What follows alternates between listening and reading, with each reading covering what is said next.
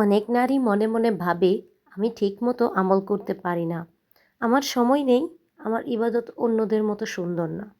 এই কথাগুলো যদি আপনার মনের ভেতর একবারও আসে, তাহলে এই ভিডিওটা আপনার জন্য।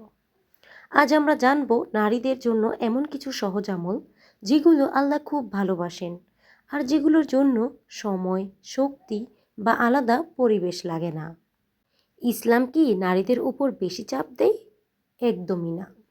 ইসলাম জানে নারীরা একসাথে অনেক দায়িত্ব বহন করে। ঘর, সন্তান, পরিবার, মানসিক চাপ সব একসাথে।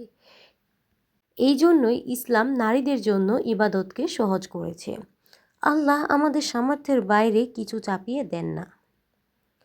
প্রথম আমল আমরা করতে পারি নিয়ত ঠিক রাখা। সবচেয়ে সহজ, সবচেয়ে শক্তিশালী আমল। আপনি রান্না করছেন, বাচ্চা দেখছেন, পরিবারের খেয়াল রাখছেন, এই কাজগুলো নিয়ত ঠিক থাকলে ইবাদত হয়ে যায়। মনে মনে বলুন, হে আল্লাহ, আমি এটা করছি আপনাকে সন্তুষ্ট করার জন্য। দ্বিতীয় আমল হিসেবে আমরা করতে পারি ঘরের কাজের মাঝে জিকির। হাত কাজ করবে, মন আল্লাহর সাথে থাকবে। সুবহানাল্লাহ, আলহামদুলিল্লাহ, আল্লাহু আকবার, কোনো নির্দিষ্ট সংখ্যা দরকার নেই, অল্প অল্প বারবার। তৃতীয় আমল আমরা করতে পারি সন্তান লালন পালনকে আমল বানানো। সন্তানকে ভালো কথা বলা, ধৈর্য ধরা, দোয়া করা, এগুলো ছোট কাজ মনে হলেও আল্লাহর কাছে অনেক বড়। একজন মা যদি সন্তানের জন্য ধৈর্য ধরে, আল্লাহ সেটা জানেন। চতুর্থ আমল হিসেবে আমরা করতে পারি নীরবে দোয়া করা। সব দোয়া হাত তুলে করতে হয় না, মন থেকে আল্লাহকে বলা এইটাই সবচেয়ে গভীর দোয়া। কাজের ফাঁকে চোখ ভেজা অবস্থায় চুপচাপ বলা, হে আল্লাহ, আমাকে সামলে দিন। পঞ্চম আমল হিসেবে আমরা করতে পারি কষ্টে সাবর। নারীদের জীবনে কষ্ট আসে, অনেক সময় কথা বলার মানুষও থাকে না, কিন্তু আল্লাহ আছেন। এক ফোঁটা ধৈর্যও আল্লাহ নষ্ট করেন না। চতুর্থ আমল হিসেবে আমরা করতে পারি রাতে এক মুহূর্ত আল্লাহর জন্য।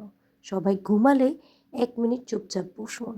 একটা তওবা, একটা দোয়া, এই 1 মিনিট পুরো দিনের আমল হয়ে যেতে পারে।